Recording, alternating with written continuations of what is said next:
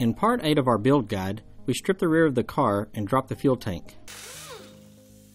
Use a 19mm socket to remove the rear tires.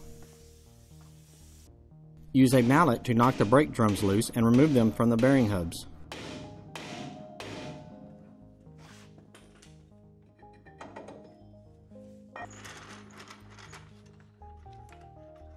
Use a jack to raise the trolling arm until the spring compresses. Use an 18mm socket to remove the upper shock bolt. Lower the jack and remove the coil spring.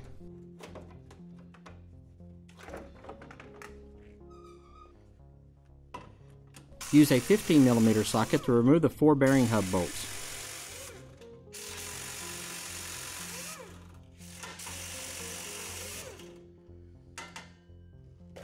Remove the bearing hub and reinstall the nuts.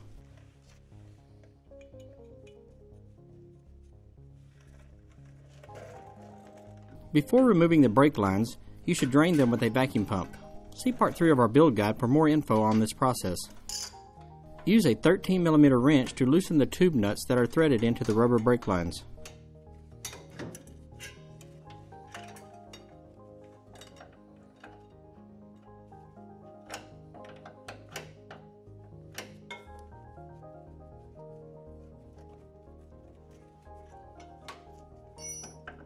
Pry off the steel retaining clips and remove the rubber lines.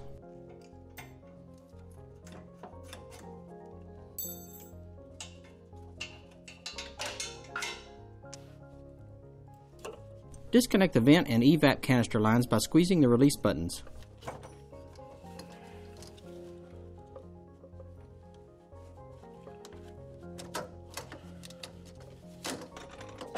Disconnect the fuel pump wires from the fuel pump junction.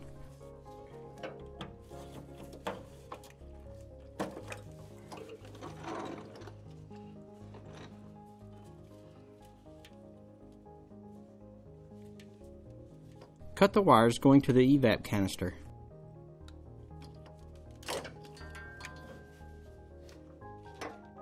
Use a 10mm socket to remove the fuel filter.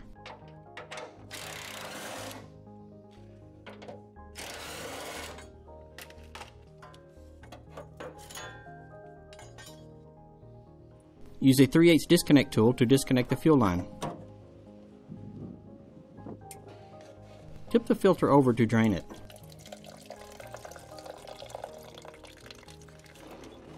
Squeeze the release buttons on the nylon lines to free the fuel filter.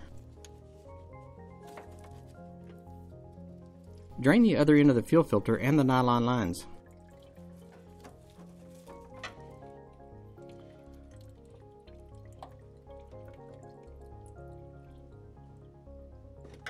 Loosen the fuel filler hose that is slipped over the steel filter neck.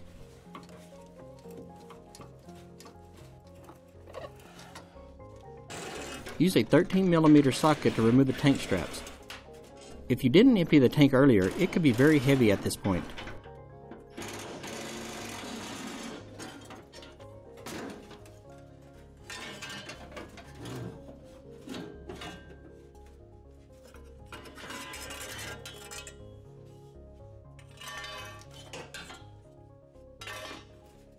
After removing the straps, tuck the filler hose, fuel lines, and wires over the rear axle beam and pull down the passenger side of the tank.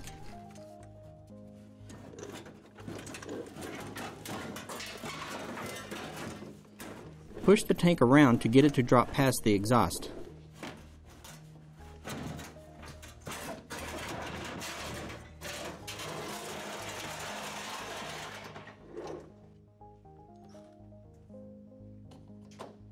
Use a T30 torque socket to remove the filler neck screws.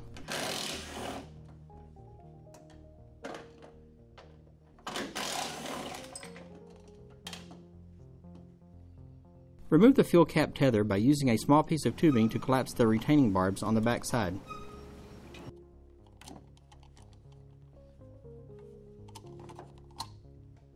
Use a hammer and a paint scraper to break the inner fender well clips on the driver's side of the donor.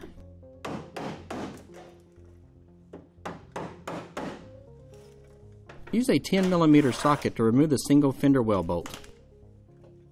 Work your way across the outer edge with a scraper or a screwdriver to free the inner fender well.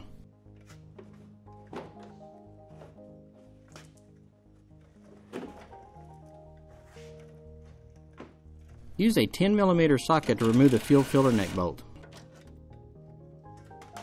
Remove the filler neck and reinstall the screws and fuel cap.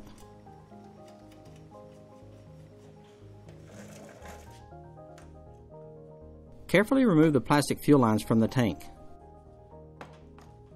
Try not to put too much force on the plastic lines near the fuel pump. Disconnect the fuel pump harness.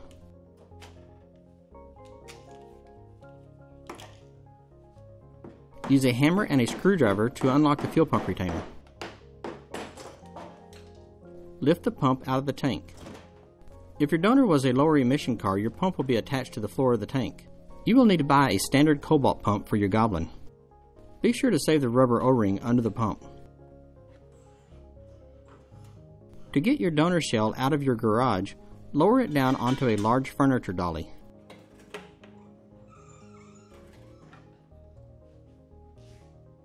Check with scrap yards in your area to get your donor leftovers hauled off.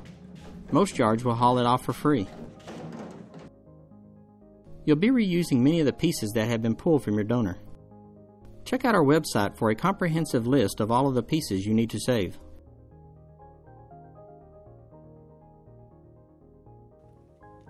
In the next video, we'll get started on adapting the donor wiring harness for the Goblin.